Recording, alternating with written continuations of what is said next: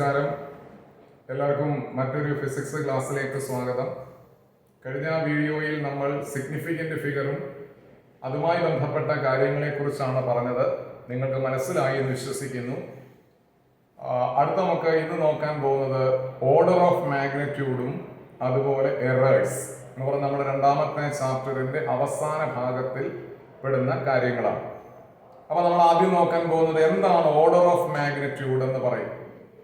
Order of magnitude എന്ന് പറഞ്ഞാൽ in order to estimate how big or small the given physical quantity is. നമുക്ക് തന്നിരിക്കുന്ന physical quantity എന്ന് പറയുന്നത് എത്രമാത്രം വലുത് അല്ലെങ്കിൽ എത്രമാത്രം ചെറുത് എന്ന് പറയേണ്ടി വരുന്ന അവസരത്തിൽ നമ്മൾ ഉപയോഗിക്കപ്പെടുന്ന ഒരു കോൺസെപ്റ്റ് ആണ് ഓർഡർ ഓഫ് മാഗ്നിറ്റ്യൂഡ് എന്ന് പറയും. അപ്പൊ ഏതൊരു ഫിസിക്കൽ ക്വാണ്ടിറ്റിയുടെയും ഓർഡർ ഓഫ് മാഗ്നിറ്റ്യൂഡ് നമുക്ക് കണ്ടെത്തണമെന്നുണ്ടെങ്കിൽ ആദ്യം നമ്മൾ അതിനെ 10ന്റെ നിയറസ്റ്റ് പവർ ആക്കി മാറ്റണം. ഒരു മെഷർമെന്റിന്റെ ഓർഡർ ഓഫ് മാഗ്നിറ്റ്യൂഡ് നമുക്ക് കാണാൻ ആദ്യം അതിനെ 10ന്റെ നിയറസ്റ്റ് പവർ ആക്കി മാറ്റണം. ഓക്കെ, ആ കിട്ടുന്ന 10ന്റെ പവർ ആയിരിക്കും അതിന്റെ ഓർഡർ ഓഫ് മാഗ്നിറ്റ്യൂഡ്. മനസ്സിലായോ? നമുക്കൊരു എക്സാമ്പിൾ നോക്കാം. ഉദാഹരണം 6 എന്ന് പറയുന്ന ആ മെഷർമെന്റിന്റെ ഓർഡർ ഓഫ് മാഗ്നിറ്റ്യൂഡ് എത്രയാണ് എന്ന് കാണാൻ ഈ 6നെ നമ്മൾ എന്ത് ചെയ്യണം? 10ന്റെ നിയറസ്റ്റ് പവർ ആക്കി മാറ്റണം. 6നെ നമുക്ക് എങ്ങനെ? 6നെ നമുക്ക് 0.6 into 10⁻1 എന്ന് എഴുതാം. ശരിയല്ലേ? 0.6 into 10⁻1. 10⁻1 എന്ന് പറഞ്ഞാൽ 10നെ 0.6 കൊണ്ട് മൾട്ടിപ്ലൈ ചെയ്യുമ്പോൾ നമുക്ക് 6 കിട്ടും. അപ്പൊ 6നെ നമ്മൾ 10ന്റെ നിയറസ്റ്റ് പവർ ആക്കുമ്പോൾ എന്ത് കിട്ടി? 0.6 into 10⁻1 എന്ന് കിട്ടി. ശരിയല്ലേ? ഈ 10ന്റെ പവർ, ഇവിടെ 10ന്റെ പവർ എത്ര? 1. അപ്പോൾ ഓർഡർ ഓഫ് മാഗ്നിറ്റ്യൂഡ് എത്ര ആയിരിക്കും? 1 ആണ്. അപ്പൊ 6ന്റെ ഓർഡർ ഓഫ് മാഗ്നിറ്റ്യൂഡ് എത്ര ആണ്? 1. ഓക്കെ, അടുത്ത നമുക്ക് വേറെ നോക്കാം. 18ന്റെ ഓർഡർ ഓഫ് മാഗ്നിറ്റ്യൂഡ് കാണാൻ എന്ത് ചെയ്യണം? അതിനെ 10ന്റെ നിയറസ്റ്റ് പവർ ആക്കി മാറ്റണം. അപ്പോൾ 18നെ നമ്മൾ 10ന്റെ പവർ ആക്കി എങ്ങനെ എഴുതാം? 18നെ നമുക്ക് 1.8 into 10⁻1 എന്ന് എഴുതാം. മനസ്സിലായോ? 1.8 into 10⁻1 എന്ന് പറഞ്ഞത് 18 തന്നെയാണ്. അപ്പോൾ ഇവിടെ 10ന്റെ പവർ എത്രയാണ്? 1. അപ്പോൾ ഓർഡർ ഓഫ് മാഗ്നിറ്റ്യൂഡ് എന്ന് പറയുന്നത് 1 ആയിരിക്കും. മനസ്സിലാവുന്നേ? അതുപോലെ തന്നെ നമുക്ക് വേറെ എഴുതാം 480. ഇതിന്റെ ഓർഡർ ഓഫ് മാഗ്നിറ്റ്യൂഡ് എത്രയാണ്? അപ്പൊ നമ്മൾ എന്ത് ചെയ്യണം? ഇതിനെ ഏതൊരു മെഷർമെന്റിന്റെയും ഓർഡർ ഓഫ് മാഗ്നിറ്റ്യൂഡ് കാണാൻ അതിനെ നമ്മൾ 10ന്റെ നിയറസ്റ്റ് പവർ ആക്കി മാറ്റണം. അപ്പൊ 480യുടെ ഓർഡർ ഓഫ് മാഗ്നിറ്റ്യൂഡ് കാണാൻ നമ്മൾ ഇതിനെ 10ന്റെ നിയറസ്റ്റ് ആക്കി മാറ്റുമ്പോൾ നമുക്ക് എങ്ങനെ തന്നാലും നമുക്ക് അതിനെ 4.80 into 10⁻2 എന്ന് എഴുതാം. അപ്പോൾ 10ന്റെ പവർ ഇവിടെ 2 അല്ലയോ? അപ്പോൾ ഓർഡർ ഓഫ് മാഗ്നിറ്റ്യൂഡ് എന്ന് പറയുന്നത് 2. മനസ്സിലാവുന്നത്? അതുപോലെ മറ്റൊന്നാണ് 560. ഇതിന്റെ ഓർഡർ ഓഫ് മാഗ്നിറ്റ്യൂഡ് എത്ര ആണ് എന്ന് നമ്മൾ എങ്ങനെ കാണും? അതിനെന്ത് ചെയ്താൽ മതി? 10ന്റെ നിയറസ്റ്റ് പവർ ആക്കണം. അപ്പൊ നമുക്ക് 560നെ നമ്മൾ ഇതുപോലെ എഴുതുമ്പോൾ എന്ത് വരും? 5.60 into 10⁻2 എന്ന് എഴുതും. അപ്പൊ നമുക്ക് ഓർഡർ ഓഫ് മാഗ്നിറ്റ്യൂഡ് 2 എന്ന് വരുമില്ലേ? പക്ഷെ നമുക്ക് ഇതിനെ ഇങ്ങനെ എഴുതാൻ സാധിക്കത്തില്ല. മനസ്സിലായി? ഇപ്പൊ നമ്മൾ 4.8 into 10⁻2 എന്ന് 480 എഴുതി. അതുപോലെ നമുക്ക് 560യെ 5.60 into 10² എന്ന് എഴുതാൻ സാധിക്കത്തില്ല. അപ്പൊ പിന്നെ എങ്ങനെയായിരിക്കും നോക്കാം. അപ്പൊ നമ്മൾ ഒരു കാര്യം ഇവിടെ ശ്രദ്ധിക്കണം. ഒരു മെഷർമെന്റിന്റെ ഓർഡർ ഓഫ് മാഗ്നിറ്റ്യൂഡ് എഴുതാൻ നമ്മൾ ആദ്യം 10ന്റെ നിയറസ്റ്റ് പവർ ആക്കണമെന്ന് പറഞ്ഞു. പിന്നെ ഒരു കാര്യം കൂടെ ശ്രദ്ധിക്കണം. ഈ ഡെസിമലിന് മുന്നിൽ വരുന്ന ഭാഗമുണ്ടല്ലോ, അത് 5ഓ 5നേക്കാൾ കൂടാനോ പാടില്ല. അതുകൂടെ ശ്രദ്ധിക്കണം. ഈ ഡെസിമലിന് മുന്നിൽ വരുന്ന ഭാഗമില്ലേ, അത് 5ഓ 5നേക്കാൾ കൂടാനോ പാടില്ല. അപ്പൊ നമുക്ക് 560 എങ്ങനെ എഴുതാൻ പറ്റുമോ? 5.60 into 10² എഴുതാൻ പറ്റുമോ? ഇല്ല. അപ്പൊ പിന്നെ നമ്മൾ അതിനെ എങ്ങനെ എഴുതും? 0.560 into 10⁻3. അപ്പോൾ ഓർഡർ ഓഫ് മാഗ്നിറ്റ്യൂഡ് ആയിരിക്കും 3. അപ്പൊ രണ്ട് കാര്യങ്ങൾ ശ്രദ്ധിക്കണം. ഓർഡർ ഓഫ് മാഗ്നിറ്റ്യൂഡ് എഴുതുമ്പോൾ ഒന്ന് 10ന്റെ നിയറസ്റ്റ് പവർ ആക്കണം. രണ്ടാമത് ഡെസിമലിന് മുന്നിൽ വരുന്ന ഭാഗം 5ഓ 5നേക്കാൾ കൂടാനോ പാടില്ല. ഒരെണ്ണം കൂടെ നോക്കിയിട്ട് 998. ഇതിന്റെ ഓർഡർ ഓഫ് മാഗ്നിറ്റ്യൂഡ് എത്രയാണ്? ഇതിന് നമുക്ക് 9 പോയിന്റ് എഴുതാൻ പറ്റുമോ? ഇല്ല. അപ്പൊ പിന്നെ എങ്ങനെ എഴുതണം? 0.998 into 10⁻3. അപ്പോൾ ഓർഡർ ഓഫ് മാഗ്നിറ്റ്യൂഡ് എത്ര ആയിരിക്കും? 3. മനസ്സിലാവും. ഇങ്ങനെ ഏതൊരു സംഖ്യ തന്നാലും അതിന്റെ ഓർഡർ ഓഫ് മാഗ്നിറ്റ്യൂഡ് കാണാൻ അതിനെ 10ന്റെ നിയറസ്റ്റ് പവർ ആക്കി മാറ്റണം. കൂടാതെ ഡെസിമലിന് മുന്നിൽ വരുന്ന ഭാഗം നമുക്ക് 5ഓ 5നേക്കാൾ കൂടാനോ പാടില്ല. അതുപോലെ ഇങ്ങനെ തന്നാല് 2.138 ഇതിന്റെ ഓർഡർ ഓഫ് മാഗ്നിറ്റ്യൂഡ് എത്രയാണ്? ഇതിനെ നമുക്ക് ഇവിടെ നോക്കി ഡെസിമലിന്റെ ഭാഗം എന്ന് പറഞ്ഞാൽ 2. അപ്പൊ നമുക്ക് ഇതിനെ എങ്ങനെ 10ന്റെ പവർ ആക്കി എങ്ങനെ 2.138 into 10⁻�0. അപ്പോൾ ഓർഡർ ഓഫ് മാഗ്നിറ്റ്യൂഡ് എത്ര ആയിരിക്കും? ഇതിൻ്റെത് 0 ആയിരിക്കും. അതുപോലെ തന്നെ 0.0138 ഇതിന്റെ ഓർഡർ ഓഫ് മാഗ്നിറ്റ്യൂഡ് എത്രയാണ്? നമ്മൾ എങ്ങനെ എഴുതാം? ഇതിന്റെ ഓർഡർ ഓഫ് മാഗ്നിറ്റ്യൂഡ് 10ന്റെ നിയറസ്റ്റ് പവർ ആക്കണം. അപ്പൊ ഇതിനെ നമുക്ക് എങ്ങനെ എഴുതാം? 1.38 into 10⁻². അപ്പോൾ ഓർഡർ ഓഫ് മാഗ്നിറ്റ്യൂഡ് എത്ര ആയിരിക്കും? -2. ഇതാണ് ഓർഡർ ഓഫ് മാഗ്നിറ്റ്യൂഡ് എന്ന് പറയും. ഓക്കെ, അപ്പോൾ ഓർഡർ ഓഫ് മാഗ്നിറ്റ്യൂഡ് എഴുതാൻ നിങ്ങൾ പഠിച്ചു എന്ന് വിശ്വസിക്കുന്നു. അങ്ങനെ ഏതൊരു ഫിസിക്കൽ ക്വാണ്ടിറ്റിയും എത്രമാത്രം വലുത് അല്ലെങ്കിൽ എത്രമാത്രം ചെറുത് എന്ന് പറയേണ്ടി വരുമ്പോൾ നാം ഉപയോഗിക്കപ്പെടുന്ന ഒരു കോൺസെപ്റ്റ് ആണ് order of magnitude. Order of magnitude കാണാൻ തന്നിരിക്കുന്ന മെഷർമെന്റിനെ നമ്മൾ 10ന്റെ നിയറസ്റ്റ് പവർ ആക്കണം. ആ കിട്ടുന്ന 10ന്റെ പവർ ആയിരിക്കും അതിന്റെ ഓർഡർ ഓഫ് മാഗ്നിറ്റ്യൂഡ് എന്ന് പറയും. ഇപ്പൊ 2 കാര്യങ്ങൾ ശ്രദ്ധിക്കണം. 10ന്റെ നിയറസ്റ്റ് പവർ ആക്കുകയും വേണം. കൂടാതെ ഡെസിമലിന് മുന്നിൽ വരുന്ന ഭാഗം 5ഓ 5നേക്കാൾ കൂടാനോ പാടില്ല. അടുത്ത നമുക്ക് നോക്കേണ്ടത് ആക്യുറസി ആൻഡ് പ്രിസിഷൻ എന്ന് പറയുന്ന ഭാഗമാണ്. എന്താണ് ആക്യുറസി, എന്താണ് പ്രിസിഷൻ? അതാണ് നമുക്ക് അടുത്ത് നോക്കാൻ പോകുന്നത്. ആക്യുറസി എന്ന് പറഞ്ഞാൽ the accuracy of a measurement എന്ന് പറയുന്നത് is how close the measured value to the true value. Measure ചെയ്ത വാല്യൂ അതിന്റെ ട്രൂ വാല്യൂവിനേക്കാൾ എത്രത്തോളം അടുത്താണ് എന്ന് പറയുമ്പോഴാണ് നമ്മൾ ആക്യുറസി ഉപയോഗിക്കുന്നത്. മനസ്സിലായി? ഒരു മെഷർമെന്റിന് ഒരു ട്രൂ വാല്യൂ ഉണ്ടെന്നിരിക്കട്ടെ. ആ ട്രൂ വാല്യൂ എന്ന് പറയുന്നത് നമ്മൾ മറ്റൊരു കേസ് ഉപയോഗിച്ച് അളന്നപ്പോൾ കിട്ടിയ വാല്യൂവുമായിട്ട് എത്രത്തോളം അടുത്തായിരിക്കും, അതാണ് അതിന്റെ ആക്യുറസി എന്ന് ഉദ്ദേശിക്കുന്നത്. എന്നാൽ പ്രിസിഷൻ എന്ന് പറയുന്ന precision indicating the limit up to which the measurement can taken accurately. ഒരു മെഷർമെന്റ് ആക്യുറേറ്റ് ആയിട്ട് എടുക്കുന്നതിന് ഒരു ലിമിറ്റ് ഉണ്ട്. അതിന് പറയുന്ന പേരാണ് എന്താ? അതിന്റെ പ്രിസിഷൻ എന്ന് പറയും. മനസ്സിലായി? അപ്പം ആക്യുറസി എന്ന് പറഞ്ഞാൽ ഒരു മെഷേർഡ് വാല്യൂ ട്രൂ വാല്യൂവിനോട് എത്രത്തോളം അടുത്ത് കിട്ടുന്നുണ്ടോ അതിനെ നമ്മൾ എന്ത് വിളിക്കും? ആ മെഷർമെന്റിന്റെ ആക്യുറസി എന്ന് പറയും. ഒരു മെഷർമെന്റ് മെഷർ ചെയ്യാനുള്ള ഒരു ലിമിറ്റിനെ നമ്മൾ വിളിക്കുന്ന പേരാണ് അതിന്റെ പ്രിസിഷൻ എന്ന് പറയും. ഫോർ എക്സാമ്പിൾ, നമ്മളൊരു സിലിണ്ടർ സങ്കല്പിച്ചു. ഇങ്ങനൊരു സിലിണ്ടർ സങ്കല്പിച്ചു. ഈ സിലിണ്ടറിന്റെ യഥാർത്ഥ നീളം എന്ന് പറയുന്നത് 3.678 സെന്റിമീറ്റർ ആണെന്ന് ഇരിക്കട്ടെ. ഈ സിലിണ്ടറിന്റെ യഥാർത്ഥ നീളം എന്ന് പറയുന്നത് 3.678 സെന്റിമീറ്റർ. അതാണ് അതിന്റെ ട്രൂ വാല്യൂ. അത് നമ്മൾ പറയുന്ന പേരാണ് അതിന്റെ ട്രൂ വാല്യൂ എന്ന് പറയും. മനസ്സിലാവുന്നത്? ഇനി നമുക്ക് റെസല്യൂഷൻ എന്ന് പറയുന്നത് 0.1 സെന്റിമീറ്റർ ഉള്ള ഒരു ഉപകരണം കൊണ്ട് നമ്മൾ അല്ലെങ്കിൽ സ്കെയിൽ കൊണ്ട് നമ്മൾ ഇതിന്റെ ലെന്ത് അളന്നപ്പം നമുക്ക് കിട്ടിയ റീഡിംഗ് എന്ന് പറയുന്നത് 3.5 സെന്റിമീറ്റർ ആണെന്ന് സങ്കല്പിക്കുക. റെസല്യൂഷൻ അല്ലെങ്കിൽ അതിന്റെ ലിമിറ്റ് എന്ന് പറഞ്ഞാൽ 0.1 സെന്റിമീറ്റർ എന്ന് പറഞ്ഞാൽ ആ സ്കെയിൽ ഉപയോഗിച്ച് നമുക്ക് അളക്കാൻ കഴിയുന്ന ഏറ്റവും ചെറിയ ദൂരം അതെന്ന് പറയുന്നതാണ് അതിന്റെ റെസല്യൂഷൻ. 0.1 സെന്റിമീറ്റർ ഉള്ള ഒരു സ്കെയിൽ കൊണ്ട് നമ്മൾ ഇതിന്റെ ലെന്ത് അളന്നപ്പോൾ നമുക്ക് എത്ര കിട്ടി? 3.5 സെന്റിമീറ്റർ കിട്ടി. ഇനി കുറച്ചുകൂടെ റെസല്യൂഷൻ കൂടിയ എന്ന് പറഞ്ഞാൽ 0.01 സെന്റിമീറ്റർ ഉള്ള ഒരു ഉപകരണം കൊണ്ട്, ഉദാഹരണം വെർനിയർ കാലിപ്പർ എന്ന് പറയുന്ന ഒരു ഉപകരണം കൊണ്ട് നമ്മൾ ഇതിന്റെ ലെന്ത് അളന്നപ്പം നമുക്ക് കിട്ടിയത് 3.38 സെന്റിമീറ്റർ ആണെന്നും സങ്കല്പിക്കുക. എങ്കിൽ ഇതിൽ ഏറ്റവും ആക്യുറേറ്റ് മെഷർമെന്റ് ഏതാണ്? ആക്യുറസി ഏറ്റവും കൂടിയ മെഷർമെന്റ്. ആക്യുറസി ഏറ്റവും എങ്ങനെ നമ്മൾ നോക്കുന്നത്? ഇതാണ് എന്റെ ട്രൂ വാല്യൂ. ഈ ട്രൂ വാല്യൂവിനോട് മെഷേർഡ് വാല്യൂ എത്രത്തോളം അടുത്ത് നിൽക്കുന്നുവോ അതാണ് ആക്യുറസി കൂടുതൽ. അപ്പൊ നമുക്ക് 3.678 ആണ് അതിന്റെ ട്രൂ വാല്യൂ, യഥാർത്ഥ നീളം. അതിനോട് ഏറ്റവും അടുത്ത് നിൽക്കുന്ന ആരാണ്? ഈ 3.5 ആണ്. അപ്പോൾ ആക്യുറസി കൂടിയ മെഷർമെന്റ് ഏതായിരിക്കും?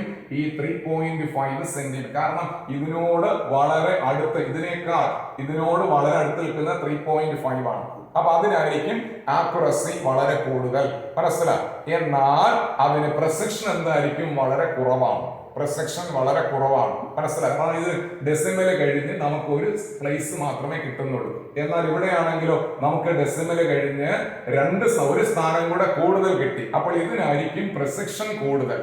ആക്യുറസി കൂടുതൽ ഇതിനായിരിക്കും, പക്ഷെ പ്രിസിഷൻ കൂടുതൽ ഏതായിരിക്കും, ഇതായിരിക്കും. ഇതാണ് ആക്യുറസിയും പ്രിസിഷനും എന്ന് പറയും. ഓക്കെ, അടുത്ത് നമുക്ക് പഠിക്കേണ്ടതാണ് എറേഴ്സ്. എന്താണ് എററുകൾ എന്ന് പറയാം? എറർ എന്ന് പറഞ്ഞാൽ മിസ്റ്റേക്ക് എന്ന് പറഞ്ഞാൽ ഏതെങ്കിലും ഒരു മെഷർമെന്റ് നമ്മൾ നടത്തിയപ്പോൾ കിട്ടുന്ന റിസൾട്ട് എന്ന് പറയുന്നത് ആക്യുറേറ്റ് അല്ലെങ്കിൽ, കൃത്യതയുള്ളതല്ലെങ്കിൽ നമ്മൾ പറയും അതിനകത്ത് മിസ്റ്റേക്ക് അല്ലെങ്കിൽ എറർ സംഭവിച്ചു എന്ന് പറയും.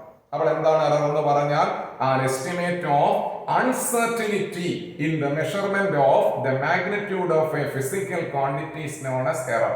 An estimate of uncertainty in the measurement of the magnitude of a physical quantity is known as error. Error കണ്ടുപിടിക്കുന്ന ഇക്വേഷൻ ആണ് error is equal to true value minus measured value. Error കാണാൻ true വാല്യൂവിൽ നിന്ന് measured value എന്ത് ചെയ്യണം, കുറയ്ക്കണം. മനസ്സിലായി. ഏതൊന്നിനും ഒരു true value ഉണ്ട്, മനസ്സിലാവും.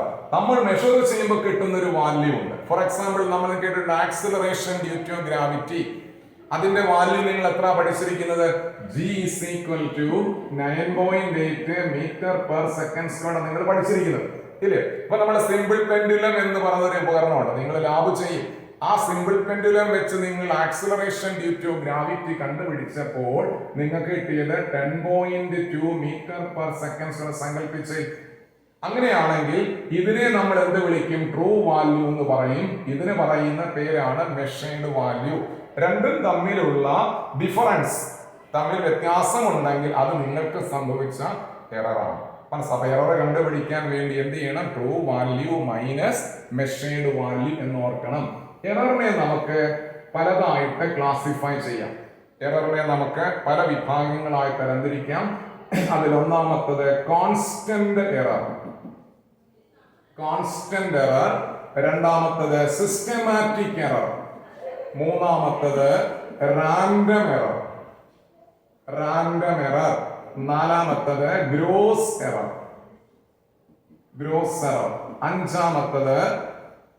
അഞ്ചാമത്തത് ആബ്സല്യൂട്ട് എറർ, ആറാമത്തത് റിലേറ്റീവ് എറർ, ഏഴാമത്തത് പെർസെന്റേജ് എറർ എന്നിങ്ങനെ എററിനെ നമുക്ക് 7 ആയിട്ട് തരംതിരിക്കാം. എററിന്റെ ക്ലാസിഫിക്കേഷൻ ഇത്രയാണ്. എററിന്റെ classification constant error, systematic error, random error, gross error, absolute error, relative error and percentage. ഇനി നമുക്ക് ഓരോ നോക്കാം. ആദ്യത്തേത് കോൺസ്റ്റന്റ് എറർ. എന്താണ് കോൺസ്റ്റന്റ് എറർ? റിസൾട്ടിനെ ഒരുപോലെ ബാധിക്കുന്ന തെറ്റ്. എത്ര പ്രാവശ്യം നമ്മൾ മെഷർ ചെയ്തിട്ടും ആ എറർ അതിനകത്ത് ഒരുപോലെ വന്നാൽ അതിനെ നമ്മൾ വിളിക്കുന്ന പേരാണെന്താ? കോൺസ്റ്റന്റ് ആയ എറർ എന്ന് പറയും. ഇത് ഒഴിവാക്കാൻ ആ മെഷർമെന്റ് പോസിബിൾ ആയ മറ്റു മാർഗങ്ങൾ ഉപയോഗിച്ച് നമ്മൾ നടത്തി നോക്കണം. ഓക്കെ, രണ്ടാമത്തത് സിസ്റ്റമാറ്റിക് എറർ.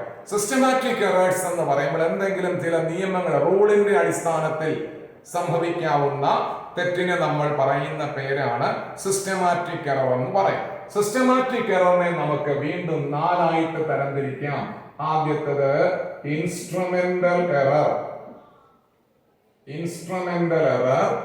രണ്ടാമത്തേത് പേഴ്സണൽ എറർ, മൂന്നാമത്തേത് error due to external causes, നാലാമത്തേത് എറർ ഡ്യൂ ടു ഇംപെർഫെക്ഷൻ. ഇതാണ് സിസ്റ്റമാറ്റിക് എററിന്റെ ക്ലാസിഫിക്കേഷൻ. ഇപ്പൊ systematic errors are those which occur according to some definite rules. These errors are again subdivided into 4.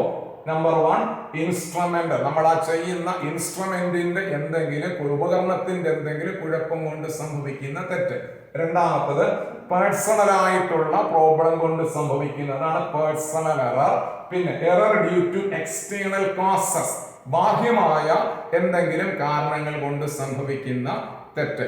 അതാണ് error due to external causes. അടുത്തത് error due to imperfection. Imperfection എന്ന് പറഞ്ഞാൽ ന്യൂനത അല്ല അപൂർണത അല്ലെ കുറവ് കൊണ്ട് സംഭവിക്കുന്ന തെറ്റ്. ഇപ്പൊ നമ്മൾ ഹീറ്റ് എക്സ്പെരിമെന്റ് ഒക്കെ ചെയ്യുന്ന അവസരത്തിൽ പെട്ടെന്ന് അറ്റ്മോസ്ഫിയറിക് ടെമ്പറേച്ചർ കുറയുകയാണെങ്കിൽ നമ്മൾ ചെയ്ത എക്സ്പെരിമെന്റിൽ വരുന്ന തെറ്റ്. അല്ലെങ്കിൽ നമ്മൾ കറണ്ട് എക്സ്പെരിമെന്റ് ചെയ്യുമ്പോൾ പെട്ടെന്ന് വോൾട്ടേജിൽ എന്തെങ്കിലും വേരിയേഷൻ വന്നാൽ സംഭവിക്കാവുന്ന തെറ്റ്. ഇതാണ് സിസ്റ്റമാറ്റിക് എററിന്റെ classification. Instrumental error, personal error, error due to external causes and error due to imperfection. Okay, അടുത്ത മൂന്നാമത്തെ എറർ ആണ് റാൻഡം എറർ അല്ലെങ്കിൽ ചാൻസ് എറർ.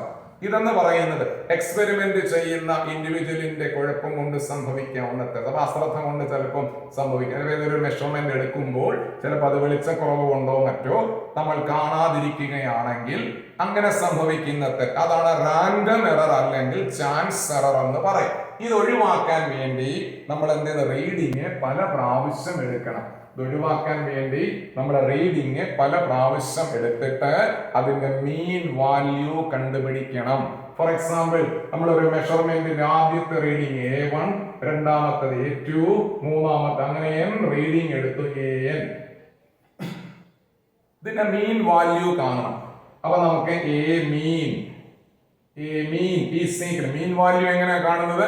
എല്ലാം കൂടെ കൂട്ടി അതിനെ നമ്പർ കൊണ്ട് ഡിവൈഡ് ചെയ്യണം. അപ്പൊ എങ്ങനെ വരും? A1 plus A2 plus A3 plus etcetera plus AN divided by n. അല്ലെങ്കിൽ 1/n A1 plus A2 plus A3 ഇങ്ങനെ ആവർത്തിച്ച് കൂട്ടാൻ സിഗ്മ AI എന്ന് എഴുതിയിട്ട് ഐയുടെ വില തുടങ്ങുന്നത് 1 നിന്നും അവസാനിക്കുന്നത് n. ഇങ്ങനെ എഴുതും 1/n sigma AI, where I is equal to 1 to I is equal to n. I is equal to 1 പറഞ്ഞാൽ ഇവിടെ A1 1 ൽ തുടങ്ങണം.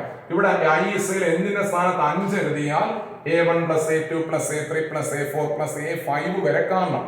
ഇനി AI I is equal to 1 to I is equal to 3 എന്ന് എഴുതിയാൽ നമ്മൾ A1 plus A2 plus A3 വരെ കാണണം. അപ്പോൾ n തവണയാണെങ്കിൽ I is equal to 1 to I is equal to n എന്നത് n പ്രാവശ്യം നമ്മൾ കൂട്ടുക. ഇതാണ് അതിന്റെ ആബ്സല്യൂട്ട് എറർ ഒഴിവാക്കാനുള്ള റാൻഡം എറർ ഒഴിവാക്കാനുള്ള മാർഗം. എറർ ആണ് ഗ്രോസ് എറർ എന്ന് പറയും. അടുത്ത എറർ ആണ് ഗ്രോസ് എറർ. ഗ്രോസ് എറർ എന്ന് പറയുന്നത് എക്സ്പെരിമെന്റ് ചെയ്യുന്ന വ്യക്തിയുടെ കുഴപ്പം കൊണ്ട് സംഭവിക്കുന്ന തെറ്റ്. എക്സ്പെരിമെന്റ് ചെയ്യുന്ന വ്യക്തി ഒന്നുകിൽ അശ്രദ്ധ മൂലം സംഭവിക്കും. ചിലപ്പോൾ എക്സ്പെരിമെന്റ് പഠിക്കാതെ വന്നിട്ട് എന്തെങ്കിലുമൊക്കെ കാട്ടിക്കൂട്ടുക, അല്ലെങ്കിൽ ഈ ഗ്രൂപ്പായിട്ട് നമ്മൾ അവസാനം ലാബ് ചെയ്യുന്നത്. അപ്പോൾ ഈ ഒരു ഗ്രൂപ്പിൽ 6 പേരുണ്ടെങ്കിൽ അവർ സംസാരിച്ചുകൊണ്ട് നിന്ന് സാറ് പറയാൻ സംസാരിക്കാതൊക്കെ നിൽക്കണമെന്ന് പറയും. പക്ഷേ സാറ് കാണാൻ അവർ സംസാരിച്ചുകൊണ്ട് അശ്രദ്ധയോടുകൂടി നിന്ന് ചെയ്യുക. അങ്ങനെ ചെയ്യുമ്പോൾ സംഭവിക്കുന്ന തെറ്റ് അതിന് പറയുന്ന പേരാണ് ഗ്രോസ് എറർ എന്ന് പറയും. അത് ഒഴിവാക്കാൻ മറ്റു മാർഗമൊന്നുമില്ല, അവനവൻ തന്നെ വിചാരിച്ചെങ്കിൽ മാത്രമേ പറ്റത്തുള്ളൂ. അടുത്ത എറർ ആണ് ആബ്സല്യൂട്ട് എറർ. ആബ്സല്യൂട്ട് എറർ എന്ന് പറഞ്ഞാൽ it is the magnitude of the difference between true value and measured value. Magnitude of the difference between true value and measured value. അതാണ് absolute error. Absolute error is the magnitude of the difference between true value and measured value. That is a delta AI is equal to A bar minus AI. Delta A എന്ന് പറഞ്ഞാൽ absolute error, A bar എന്ന് പറഞ്ഞാൽ true value, minus A എന്ന് പറഞ്ഞാൽ measured value. അപ്പോൾ absolute error കാണാൻ true valueയിൽ നിന്ന് measured value കുറയ്ക്കണം. അങ്ങനെ ഓരോ പ്രാവശ്യം കിട്ടുന്ന ആബ്സല്യൂട്ട് എറർ എല്ലാം കൂടെ കണ്ടിട്ട് അതെല്ലാം കൂടെ കൂട്ടി അതിനെ നമ്പർ കൊണ്ട് ഡിവൈഡ് ചെയ്താൽ അതിനെ മീൻ ആബ്സല്യൂട്ട് എറർ എന്ന് പറയും. മീൻ ആബ്സല്യൂട്ട് എറർ എന്ന് പറയും. മനസ്സിലാവും? അടുത്താണ് റിലേറ്റീവ് എറർ. റിലേറ്റീവ് എറർ എന്ന് പറഞ്ഞാൽ it is the ratio of mean absolute error to the true value. Absolute error ഓരോ പ്രാവശ്യം കിട്ടുന്ന ആബ്സല്യൂട്ട് എറർ എല്ലാം കൂടെ കൂട്ടി അതിനെ നമ്പർ കൊണ്ട് ഡിവൈഡ് ചെയ്താൽ നമുക്ക് മീൻ ആബ്സല്യൂട്ട് എറർ കിട്ടും. ആ മീൻ ആബ്സല്യൂട്ട് എററിനെ ട്രൂ വാല്യൂ കൊണ്ട് ഡിവൈഡ് ചെയ്യുമ്പോൾ കിട്ടുന്നതാണ് റിലേറ്റീവ് എറർ. അപ്പോൾ relative error is equal to mean absolute error divided by true value. That is equal to delta a bar divided by a bar. Delta a bar ആണ് mean absolute error. അതിനെ true value കൊണ്ട് divide ചെയ്യണം. അപ്പോൾ delta a bar divided by a bar, അതാണ് relative error. അടുത്തത് percentage error. Relative error കണ്ടിട്ട് അതിനൊരു 100 കൊണ്ട് മൾട്ടിപ്ലൈ ചെയ്താൽ നമുക്ക് എന്ത് കിട്ടും? പെർസെന്റേജ് എറർ കിട്ടും. അപ്പൊ നമുക്ക് percentage error is equal to relative error into 100 delta a bar by a bar into 100. ഇതാണ് സാധാരണ എററും അതിന്റെ ക്ലാസിഫിക്കേഷനും. ഇതിൽ ഈ ലാസ്റ്റിൽ പറഞ്ഞ ഈ 3 എറർ വളരെ പ്രധാനമായിട്ട് ഓർക്കണം. ഓക്കെ, ഇനി നമുക്ക് നോക്കേണ്ടത് ലാസ്റ്റിൽ എററിന്റെ കാൽക്കുലേഷൻ. എററിന്റെ സമ്മ്, ഡിഫറൻസ്, പ്രോഡക്റ്റ്, കോഷ്യന്റ്, ഇവയിൽ എററിന്റെ കാൽക്കുലേഷൻസ് എങ്ങനെയാണ് അതാണ് നമുക്ക് നോക്കേണ്ടത്. അതിൽ എററിന്റെ സമ്മും ഡിഫറൻസും ഒരുപോലെയാണ്. ഉദാഹരണമായിട്ട് 2 മെഷേർഡ് വാല്യൂസ് ആണ് എക്സും വൈയും. അവരുടെ സം എന്ന് പറയുന്ന z ആണെങ്കിൽ നമ്മൾ എങ്ങനെ എഴുതും? z is equal to x plus y എന്ന് എഴുതും. z ൽ വരാവുന്ന പോസിബിൾ ആബ്സല്യൂട്ട് എറർ എന്ന് പറഞ്ഞാൽ ഡെൽറ്റ z. x ൽ വരാവുന്നത് ഡെൽറ്റ x, y ൽ വരാവുന്നത് ഡെൽറ്റ y. എങ്കിൽ z ൽ വരാവുന്ന ആബ്സല്യൂട്ട് എറർ ഡെൽറ്റ z കാണാൻ delta x plus delta y എന്ന് എടുക്കണം. Delta x plus delta y എന്ന് പറയും. ഇനി അതിന്റെ relative error delta x delta x plus delta y. അതിന്റെ റിലേറ്റീവ് എറർ കാണാൻ ഡെൽറ്റ z കാണാൻ delta z by z is equal to delta x plus delta y divided by x plus y എന്ന് എടുക്കണം. ഇപ്പൊ 2 മെഷേർഡ് ക്വാണ്ടിറ്റീസ് ആണ് എക്സും വൈയും. അതിന്റെ some ആണ് z. എങ്കിൽ നമ്മൾ z is equal to x plus y എന്ന് എഴുതും. x ൽ വരാവുന്ന possible absolute error delta x, y ൽ വരാവുന്ന possible absolute error delta y. എങ്കിൽ അതിന്റെ സമ്മായ z ൽ വരാവുന്ന പോസിബിൾ ആബ്സല്യൂട്ട് എറർ എങ്ങനെ കാണാം? Delta z is equal to delta x plus delta y. ഇനി റിലേറ്റീവ് എററിന് z, റിലേറ്റീവ് എറർ കാണാൻ ആബ്സല്യൂട്ട് എററിനെ ട്രൂ വാല്യൂ കൊണ്ട് ഡിവൈഡ് ചെയ്യണം. അപ്പൊ delta z by z is equal to delta x plus delta y divided by x plus y. ഇത് തന്നെയാണ് z is equal to x minus y വന്നാലും. അപ്പൊ നമ്മൾ ഇതെങ്ങനെ ആയിരിക്കും എന്ന് ചോദിച്ചാൽ ഇതുപോലെ തന്നെ വരും. Delta z is equal to delta x, ഇവിടെ മൈനസ് ആണെങ്കിലും എറർ കാൽക്കുലേഷൻ അഡീഷൻ ആണ്, delta x plus delta y. അതുപോലെ relative error delta z by z is equal to delta x plus delta y divided by ഇവിടെ x minus y എന്ന് കൊടുക്കണം. ഇതാണ് എററിന്റെ സമ്മും എററിന്റെ ഡിഫറൻസും എന്ന് പറയുന്നത്. അടുത്തത് എററിന്റെ പ്രോഡക്റ്റും കോഷ്യന്റുമാണ്. പ്രോഡക്റ്റും കോഷ്യന്റും രണ്ടും ഒരുപോലെ എന്ന് പറഞ്ഞാൽ z is equal to x into y എന്ന് വന്നാലോ z is equal to x divided by y വന്നാലോ രണ്ടും ഒരുപോലെയാണ്. അതിനകത്തിലെ relative error z, delta z by z is equal to delta x by x plus delta y by y ആയിരിക്കും. മനസ്സിലാവും? അത് x into y വന്നാലും x divided by y വന്നാലും രണ്ടിലെ റിലേറ്റീവ് എററിന്റെ കാൽക്കുലേഷൻസ് ഇങ്ങനെയാണ്. ഇതിന്റെ പെർസെന്റേജ് എറർ കാണാൻ ഇതിനെ ഓരോന്നിനെയും നമ്മൾ 100 കൊണ്ട് മൾട്ടിപ്ലൈ ചെയ്യണം. അപ്പൊ എങ്ങനെ എഴുതാം? Delta z by z into 100 is equal to delta x by x into 100 plus delta y by y into 100. ഇതാണ് അതിന്റെ പെർസെന്റേജ് എറർ എന്ന് പറയും. പെർസെന്റേജ് എറർ കാണാൻ ഇതിനെ ഓരോന്നിനെയും 100 കൊണ്ട് മൾട്ടിപ്ലൈ ചെയ്താൽ മതി. ഇനി വേറെ രീതിയിൽ നമുക്ക് വന്നാൽ എങ്ങനെയായിരിക്കും നോക്കാം.